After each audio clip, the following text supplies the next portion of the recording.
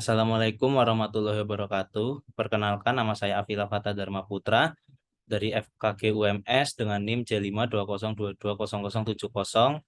Ingin menjelaskan tentang fisiologi pengukuran tekanan darah dan nadi.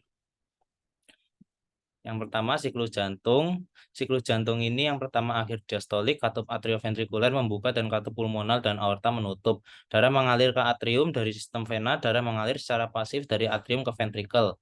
Laju pengisian ventrikel menurun setelah ventrikel semakin teregang. Lalu yang kedua, sistol atrium. Kontraksi atrium mendorong sejumlah kecil darah tambahan ke ventrikel.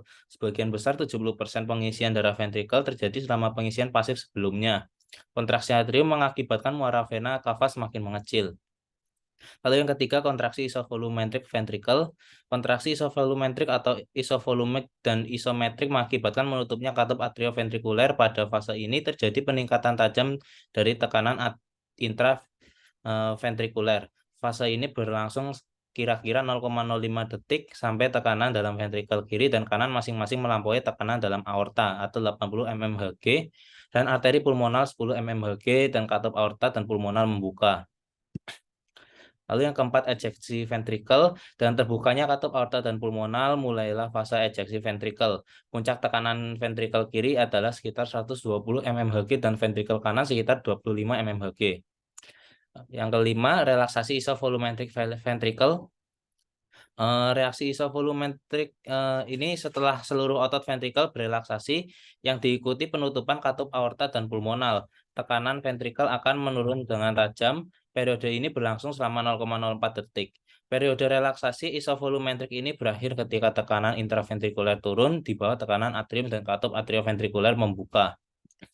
Untuk aliran darahnya itu dari vena cava masuk ke atrium sebelah kanan, lalu melewati valva tricuspid, lalu masuk ke ventrikel sebelah kiri, lalu melewati valva semilunar pulmonalis, masuk ke arteri pulmonalis, masuk ke paru-paru, lalu melewati vena pulmonalis kanan dan kiri, masuk ke atrium sebelah kiri, lalu melewati valva bicuspid masuk ke ventrikel sebelah kiri, lalu melewati valva semilunar aorta, masuk ke aorta, lalu masuk ke arteri, lalu ke seluruh tubuh, ke kapilaris, lalu ke vena, kembali lagi ke vena cava, masuk ke atrium sebelah kanan.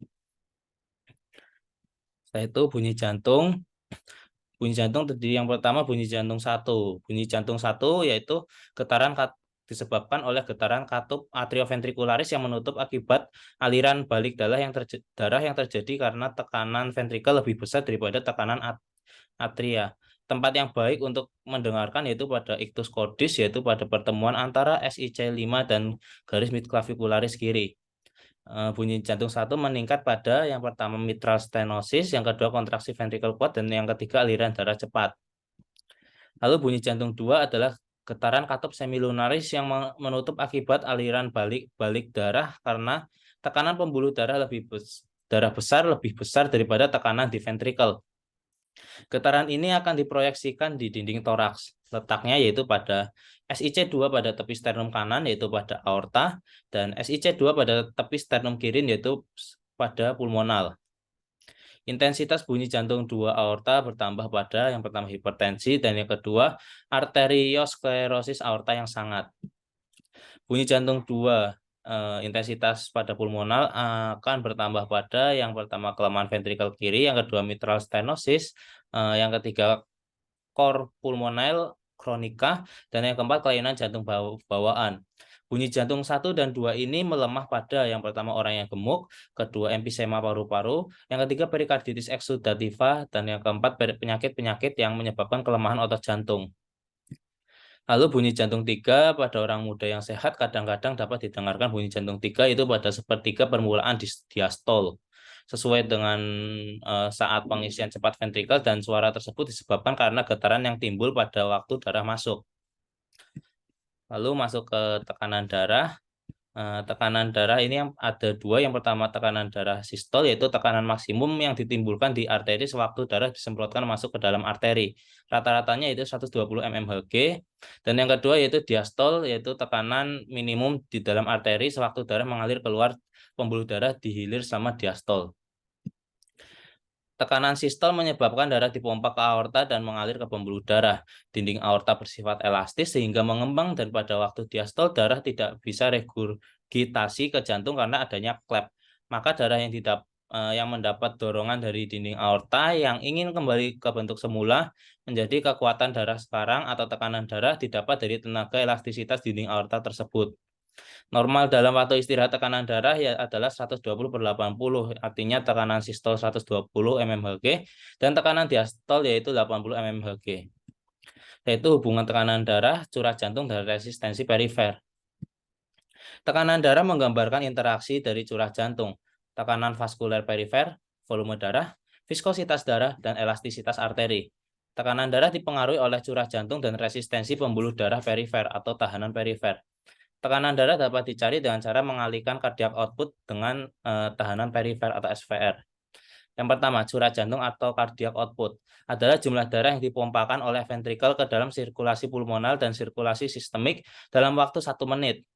Jadi curah jantung seseorang adalah volume darah yang dipompa jantung atau volume sekuncup selama 1 menit atau frekuensi jantung. Ada dua hal yang menentukan curah jantung, yaitu jumlah denyut jantung per menit, heart rate atau HR, dan stroke volume atau SV. Curah jantung dapat dicari dengan mengalihkan heart rate dikali stroke volume. Pada keadaan istirahat, curah jantung rata-rata yaitu 5 liter per menit. Hal ini dapat dihitung dari rata-rata jumlah jantung per menit sekitar 70 kali dan stroke volume sekitar 70 mili per denyutan. Sehingga rata-rata cardiac output sekitar 4,9 liter per menit atau 5 liter per menit. Setiap menit ventrikel kanan memompa darah 5 liter ke paru-paru dan 5 liter darah dipompakan ke sirkulasi sistemik. Besarnya curah jantung dipengaruhi oleh 3 faktor, yaitu volume akhir diastolic ventricle atau preload, beban akhir ventricle atau afterload, dan kontraktilitas dari jantung. Yang pertama, preload. Preload adalah keadaan di mana serat otot ventrikel kiri jantung memanjang atau meregang sampai akhir diastol. Pada keadaan preload terjadi pengisian ventrikel, sehingga makin panjang otot ventrikel meregang, semakin besar pula volume darah yang masuk dalam ventrikel. Lalu yang kedua yaitu afterload. Afterload adalah tahanan yang diakibatkan oleh pompa ventrikel kiri.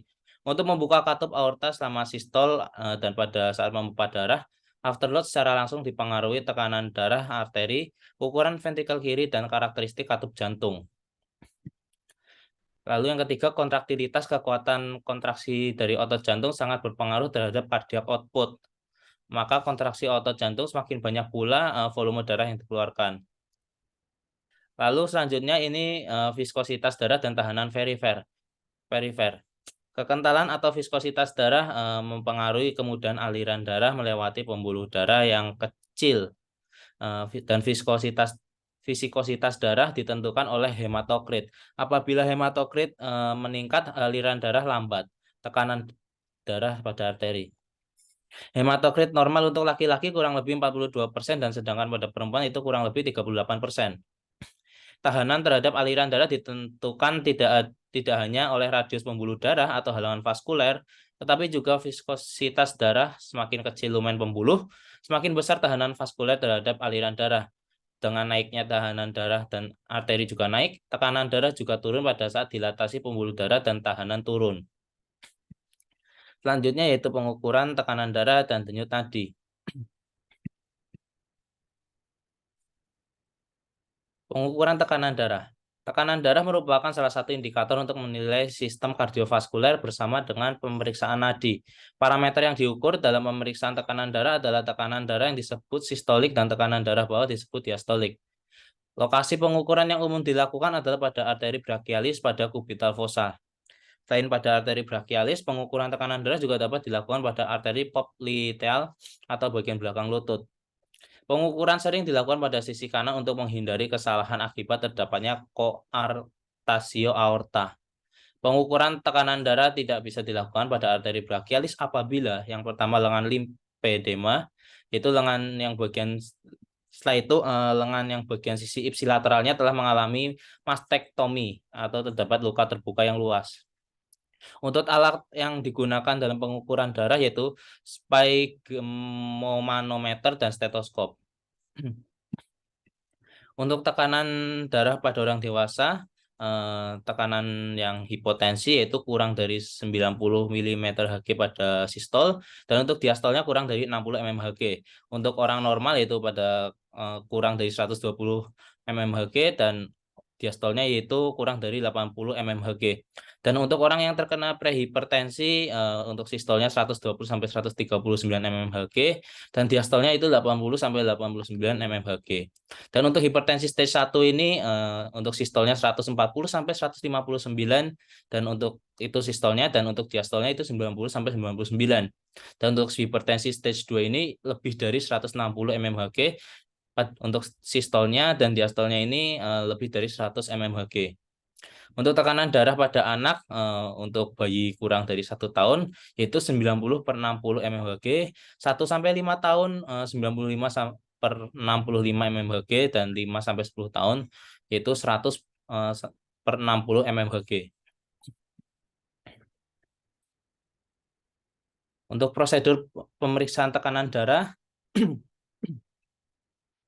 yang pertama persiapan pasien. Tanyakan tekanan darah pada pengukuran terakhir pasien, istirahatkan pasien selama 3-5 menit dalam posisi nyaman. Apabila posisi pasien duduk, pastikan posisi kaki tidak bersilang atau menggantung. Lalu meletakkan tangan sejajar dengan jantung pada meja atau permukaan yang keras. Menyingsingkan lengan baju ke atas, dan apabila hanya 1 kali pengukuran, dilakukan pada lengan yang aktif. Kedua, menentukan ukuran manset dewasa atau anak-anak. Periksa kantong manset dalam kondisi kosong, tidak berisi udara. 3. Mengatur tensimeter agar siap pakai. Keempat, pastikan valve pada pump sudah tertutup. Yang kelima, pasang manset pada lengan atas, pasang dengan pas, posisi manset kurang lebih 1 inci di atas siku. Keenam, tempatkan lengan sedemikian rupa sehingga siku dalam keadaan sedikit fleksi. 7. Palpasi nadi atau detak pada arteri brachialis pada kubital fossa. 8. Dengan 1 jari meraba arteri brachialis, pompa manset dengan cepat sampai kira-kira 30 mm Hg di atas tekanan ketika pulsasi arteri brachialis menghilang, yang bertujuan untuk mengantisipasi adanya denyut sistolik palsu. Lalu 9, turunkan tekanan pada manset perlahan sampai denyutan arteri brachialis teraba kembali. Dan ini itu tekanan asistolik palpatoir. Lalu kemudian pasang corong bel stetoskop pada fossa cubiti pada pulsasi arteri brachialis. 11, cek bel atau diafragma stetoskop pada posisi aktif. 12, pompa manset kembali sampai kurang lebih 30 mm Hg di atas tekanan sistolik palpatoir. 13, buka katup perlahan sehingga manset perlahan mengempis. 14, baca monitor pengukur tekanan. Tekanan darah sistolik terbaca pada suara detak pertama yang terdengar. Tekanan darah diastolik terbaca pada suara detak terakhir yang terdengar atau mencatat bunyi Korotkov 1 dan 5. Lalu lepas manset dan kembalikan pasien pada posisi nyaman. 16, catat hasil pengukuran dilengkapi dengan hari jam pengukuran. Dan yang terakhir, apabila diperlukan pengulangan pemeriksaan, beri jeda 1-2 menit. Lalu pengukuran denyut nadi. Denyut nadi adalah gelombang darah yang dapat dirasakan karena adanya aliran darah yang dipompakan ke dalam arteri oleh kontraksi ventrikel kiri jantung. Saat jantung mendorong darah menuju arteri, arteri akan mengembang dan mengkerut karena adanya aliran darah. Dengan mengetahui nadi, tidak hanya sekaligus mengetahui denyut jantung, tetapi juga dapat diketahui ritme jantung dan kekuatan denyut nadi. Denyut nadi diatur oleh sistem saraf otonom. Lokasi untuk merasakan denyut nadi adalah pada arteri karotid di sebelah medial leher di bawah angulus mandibularis. Hindari pemeriksaan 2 sisi sekaligus waktu bersamaan. Lalu yang kedua itu pada arteri brachial, yaitu di atas siku dan medial dari tendobicep. Lalu yang ketiga arteri radialis, yaitu bagian distal dan ventral dari pergelangan tangan. Yang keempat arteri femoralis di sebelah inferomedial ligamentum inguinalis. Yang kelima arteri popliteal, yaitu di belakang lutut. Lalu yang keenam arteri tibia posterior, yaitu di belakang dan sedikit ke arah inferior dari malleolus medialis. Dan yang ketujuh yaitu pada arteri pedis dorsalis, yaitu lateral dari tendon musculus extens. Prosedur pengukuran dilakukan dengan cara menggunakan jari telunjuk dan jari tengah. Nadi dapat ditemukan pada leher, pada bagian samping, siku bagian dalam, atau pada pergelangan tangan. Cara yang paling mudah adalah mengukur pada pergelangan tangan, yaitu pada arteri radialis. Saat pengukuran sebaiknya tidak sambil melihat jam atau petunjuk waktu secara konstan. karena dapat mempengaruhi konsentrasi perhitungan nadi.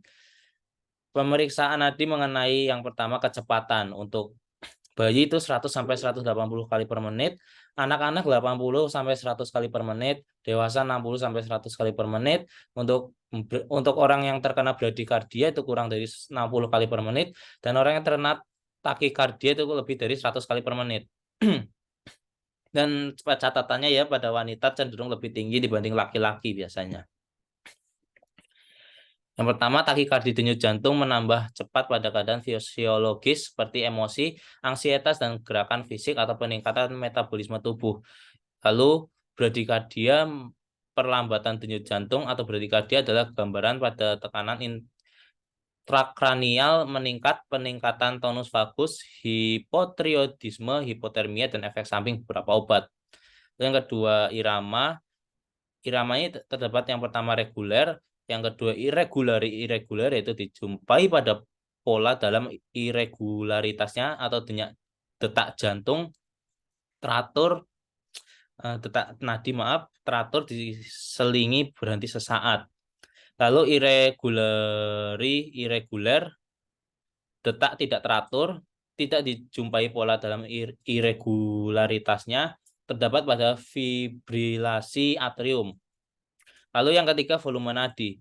Volume nadi kecil, tekanan terlalu besar terhadap aliran darah, darah yang dipompa jantung terlalu sedikit atau pada efusi perikardial, stenosis katup mitral, payah jantung, dehidrasi, shock hemoragik.